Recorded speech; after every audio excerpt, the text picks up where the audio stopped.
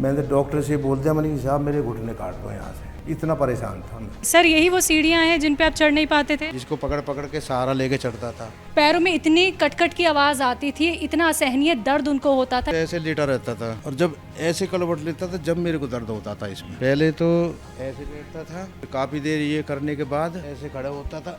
ये रफ्तार देखिए आप। अब तो मुझे ऐसा सुकून मिला है कि शायद मुझे दूसरी जिंदगी मिली हो। अब तो मैं मरते दम तक ये टीके ये गौंसियाँ नहीं छोड़ूं। जिस गौंसिया का हम बहुत देर से जिक्र कर रहे हैं, जिन्होंने आपको आराम दिया है, तो वो दवाइयाँ किधर हैं? ये गौंसिया इतना मैं 6-7 ग्राम ऐसी खाता हूँ। पिछले 6 साल से सुरेंद्र कुमार जी के जीवन की प्रत्येक घड़ी केवल पीड़ा और संघर्ष से भरी हुई थी। घुटनों के दर्द की 6 वर्षों तक कष्टमय यात्रा ने उनके शरीर और आत्मा को चुनौती दे रखी थी। उनकी नींद में मुड़ने की क्षमता छिन चुकी थी। उनका चलना तो लगभग असंभव हो गया था और हर छोटे से छोटे कार्य में उन्हें अत्यधिक कष्ट का सामना करना पड़ता था। पहले तो मैं इतना परेशान था कि चलती दफे दर्द होता था, सीढ़ियों पे नहीं चढ़ पाता था। इस दर्दनाक स्थिति में भी उनका धैर्य और संघर्ष कहीं से भी समाप्त नहीं हुआ। लेकिन पिछले 1 साल से घुटनों में दर्द इतना असहनीय हो गया था कि उन्होंने अंततः डॉक्टर से अनुरोध किया कि उनके पैर काट दिए जाएं। मैंने डॉक्टर से बोल दिया, मैंने साहब मेरे घुटने काट दो यहाँ से। इतना परेशान था मैं,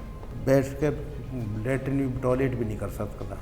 सुरेंद्र कुमार जी के ठीक होने की कहानी हमें ये सिखाती है कि कठिनाइयों के बावजूद भी आशा और संघर्ष की शक्ति को कभी नहीं छोड़ना चाहिए। अब तो मैं ख्याल आ रहा है कि मरते दम तक ये टीके ये गौंसियाँ नहीं छोड़ूं।